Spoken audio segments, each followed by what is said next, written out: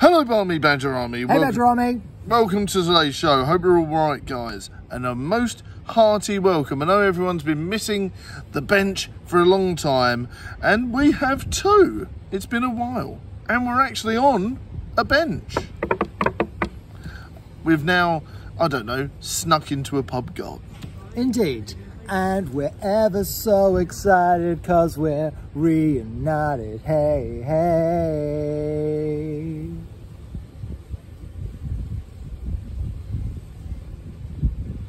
It's just so cringy. The problem is I love it.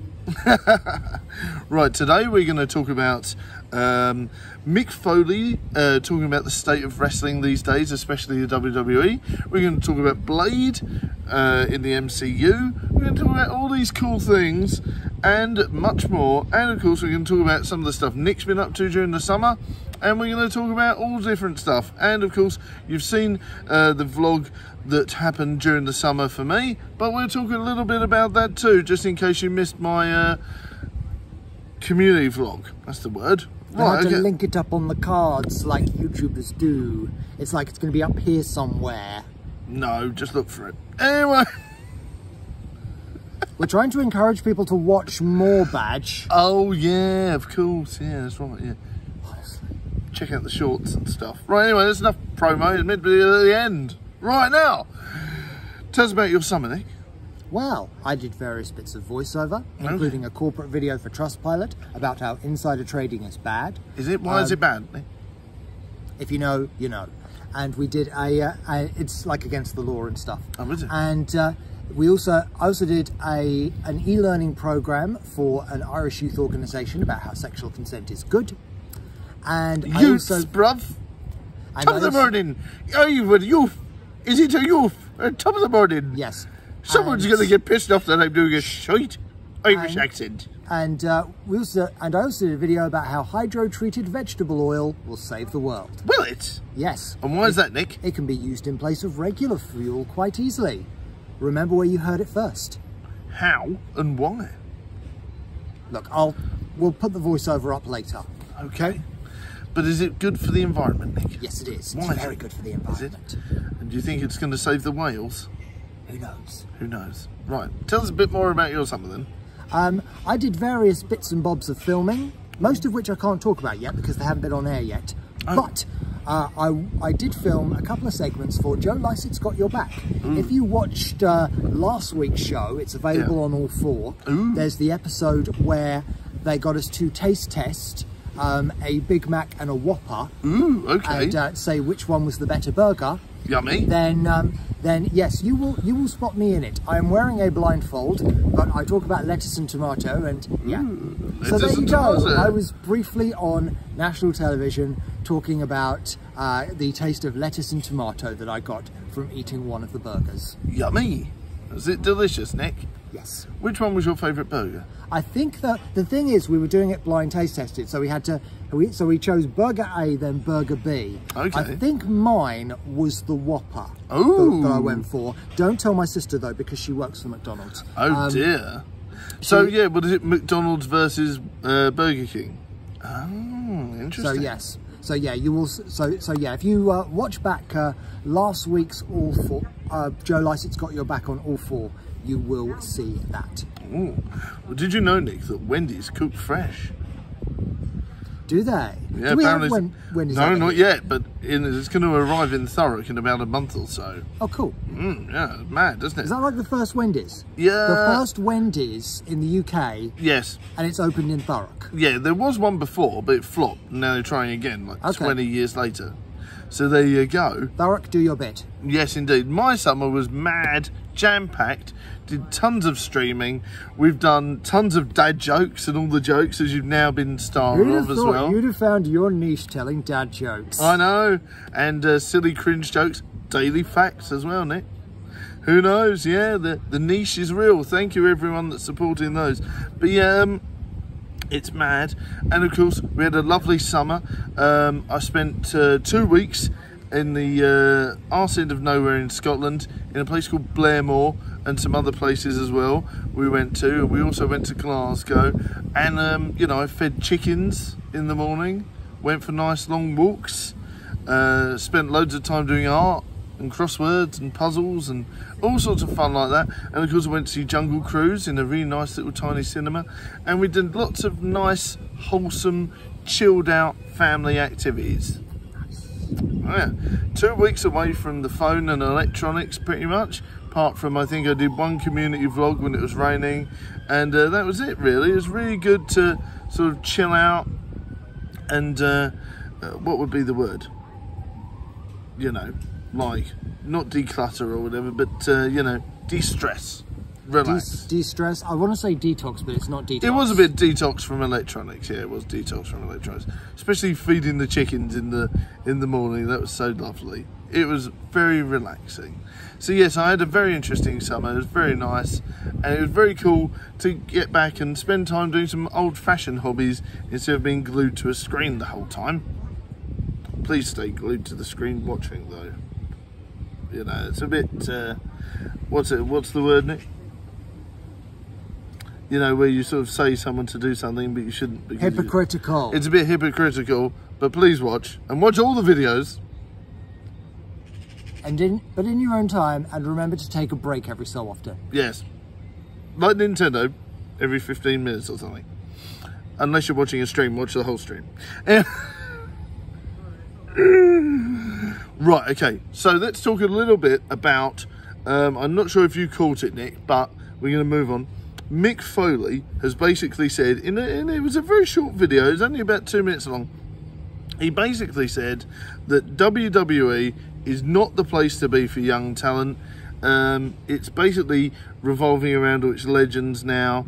He basically says that AEW is the place to be if you want to be an upcoming star and you want to have a future in the wrestling business. So basically, Mick Foley, God bless him, old Father Foley, the hardcore legend, has now basically said that his own company that he spent years in is trash and AEW is king. You know, and that is one of these things where you know there's a big shift in the wrestling business when someone that's such a big WWE star says that it's pants and you need to move to a different company if you want to have a fresh start and kick ass. I mean, WWE has been relying on a lot of its best known stars for a long time. That's right. And they've recently brought back Goldberg, as you well know. Yep. They've recently brought back John Cena. Did he ever really go away? Well, he did. You can't see him, yeah, but he did. They did a Summer of Cena thing, didn't they? Where he was in it for about a month and then disappeared again. Supposedly they're going to bring back The Rock for a little bit to promote some stuff. And Undertaker's got a special horror movie coming out on Netflix. And you think, well, come on, Undertaker, you're meant to be retired, aren't you? So he's apparently going to do like a haunted house horror movie adventure with The New Day on As Netflix you would expect soon. from The Undertaker with a name like that. Yeah, so, but of course they shouldn't have fired Bray Wyatt, the Fiend, because he is, without slagging him off or anything, he is Undertaker Mark II. He is more in his prime. He's got a better move set. There's all these different things where you think, and the storyline's got legs, but yet they just fired him out of nowhere, which is a real shame. So they fired Bray Wyatt, the Fiend, and brought back The Undertaker, who can't wrestle anymore. Because he's quite old? Yeah, and knackered. So I don't really understand that. Why not keep Bray on and have him do a horror movie? It kind of makes you wonder, you know, would it be difficult for someone new to kind of break into the world of WWE? This is what I do wonder. And I know recently that they've signed like an Olympic wrestler, like an Olympian. So they've fired about 10 people and then they brought one. How can they justify that because of budget cuts and things like that? It doesn't make any sense to me. If you fire people, it's like if you make people redundant, if you make wrestlers redundant, or, you know, you don't need you anymore, how can you justify buying another wrestler? I mean, wrestling had a lot of issues during the pandemic because you can't have a socially distant wrestling match. Well, this is it, very much so, and obviously, yeah. Maybe they're just trying to like cut losses. They must have lost a load of money. I don't think they did. I don't think they did. I think they're making... Mind you, they are quite a that, you know, they would be prepped for something like that. Yeah, I think they make like $500 million every 4 months or something. The WWE, this is what annoys me. WWE is not skint. So why they can justify firing people and stuff like that drives me mad. Yeah, it's I know that they can't do a lot of live events. No. I think that's all come back though now. So it has started to, although to be honest with you, we could have another lockdown before long. And oh, don't. If we have one, then you know what's the odds the US might have one? Who knows? Yeah, who knows? And other countries as well. You know, I mean, we had, you know, it's like Australia and New Zealand after a long period of having no lockdowns, suddenly they did. Yes. But going back to WWE, but yeah, it feels like they've been relying a lot on the older stars and a lot less focused on getting new people in. You know, it says a lot. It says a lot that their newest star is an Olympic wrestler, so someone who is already very established. That's right. So, and of course, I love Bobby Lashley as well, but even he is pushing 50 and was in TNA and WWE and all that sort of stuff. So a lot of their stars are gonna burn out. AJ Styles is well in his 40s. All their top guys are older. They don't know how to promote new talent. Even Roman Reigns is probably getting on a bit now. Oh yeah, he probably is. So you know, and that's no diss to these guys, but they need to be able to work on fresh content. Otherwise, you know, they're just going to burn out. It's the same with YouTubers. You know, YouTube is exactly the same. If they don't let these new people flourish, what happens when Markiplier, Jacksepticeye, all these different people retire? You know, will they ever retire? Well, they might do. It's kind of feels like the sort of people who just can't stop going at the moment. But they might do. But Markiplier definitely suffered from burnout. You know, he's only released a few videos in the last 2 years, apparently. So there's all these different things. They need to be able to pave the way for newer talent. And that is quite true because, of course, you know, having to come up with new ideas for videos all the time that also tie in with your brand is, you know, it's not easy. There are people who are producing having to produce videos every single day, and you know, some of them can be a bit. I mean, some of them they have very clickbait-esque titles to try and get people interested. Shall I go? But yeah, this is true. People, you know, these sorts of things. It's very true. Like, I can't just release a video and go, hi. It would bomb so bad. But other people, they can. I do think there needs to be a shift in both organisations, and this is why people jump ship to Twitch and all these sorts of things. I've just been very lucky with this whole shorts joke thing, and you know, if you can come up with an interesting modern idea, please do it, because that is how you get into all these different things. But yes, there you go. What else do we want to talk about? Yes, Wesley Snipes, the original Wesley Snipes Blade film, and how it has influenced modern MCU. Now, a lot of people think that, obviously, you know, like Iron Man and all these different things were the first sort of ones to push forward the MCU. No, no, no. Now, originally, obviously, what you have to remember is Marvel, the original 90s and 80s films were hot trash. You know, we had Howard the Duck. We had Dolph Lundgren as the Punisher. We had Lou Ferrigno, love him, but they were still rubbish, as the Hulk. And we had that really bad Spider-Man where he would shoot a web and then it would take about 10 minutes for the webbing to come out onto the screen. And I'm sure you remember that, don't you?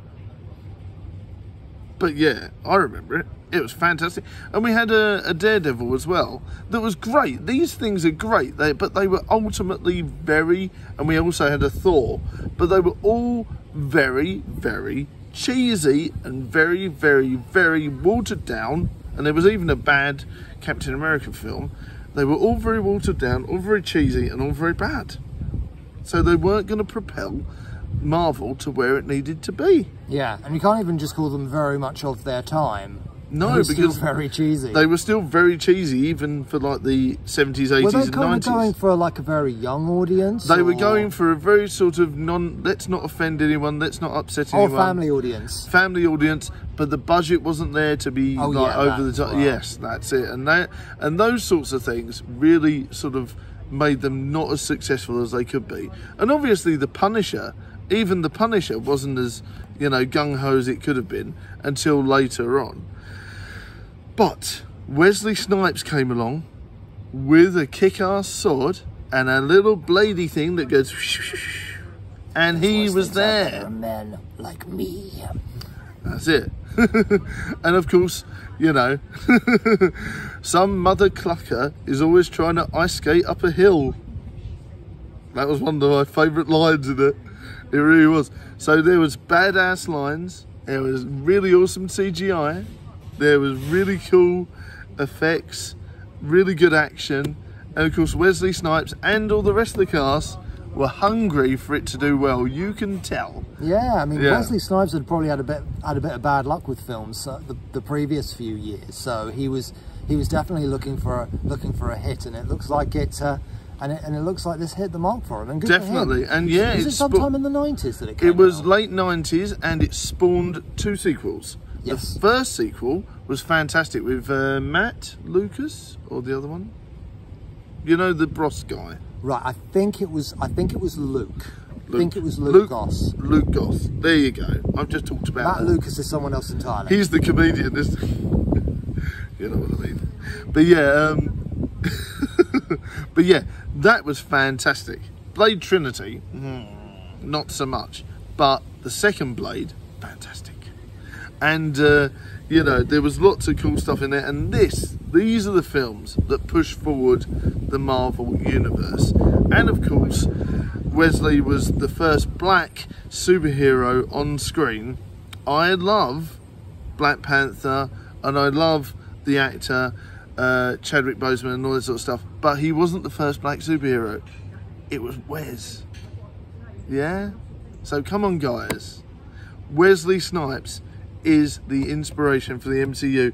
He's also the inspiration for the comedy aspect. Believe it or not, Blade did have a lot of comedy in it as well, somewhere, if you watch it. Well, we've demonstrated in the lines we just said. Exactly. A superhero with good one-liners. There you go. It's fantastic. So there was lots of cool stuff in there, loads of interesting stuff. So I do recommend it. If you've never seen Blade, I do recommend it, because that will make you spine tingle. I couldn't believe it when I think it was in HMV the other month.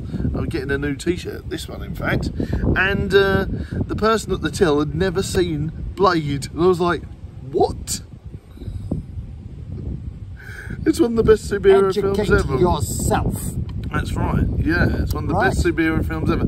So what else do you want to talk about before we go, Nick? Well, we're running out of time, aren't we? We are.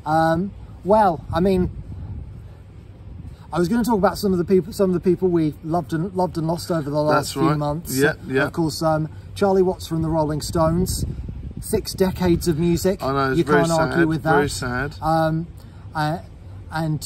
And Sean Locke, the comedian, many a good one-liner in his time, and Sarah Harding from Girls Aloud. Yeah, that's right. I spoke very critically of TV talent shows recently, but they were one of the few acts to actually rise above just being put together on a TV talent show. That's right, and she was in Coronation Street and a bunch of other things as well. That's right, yeah. So let's be inspired by these people to go on and achieve great things for ourselves. That's it. That's what it's all about. And remember that. So always remember the good times, always remember pushing forward, and always remember trying your best.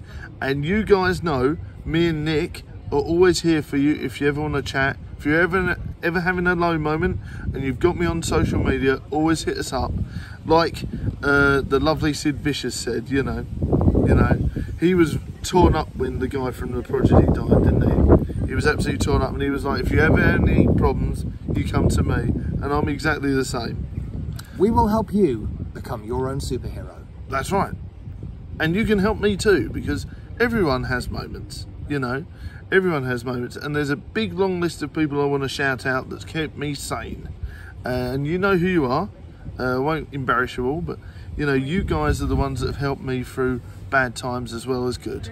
So thank you very much, and a big thank you to all my YouTube community, and a big thank you to this silly man as well for keeping me sane and level-headed. You're welcome. Love you too. And there's lots of things that I want to talk about, and there will be time for that another time. But thank you very much for all the love. You guys have been totally awesome, and thank you for keeping us all here. And thank you for coming back for On the Bench as well. That's right. See, I'm getting all emotional, Nick. Yeah. Yeah, love you all. Thanks very much for watching, guys. See you next time, and thank you very much for all the support and love. And hugs are very awkward and cringy. See you later. We're gonna do it anyway. Oh dear. If it's good enough for all those 80s and 90s superhero shows, it's good enough for us. Yes. Remember the little messages they say at the end of He-Man? That's what we've done now.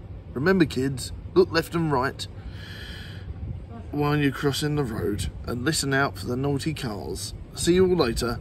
Bye. Madness.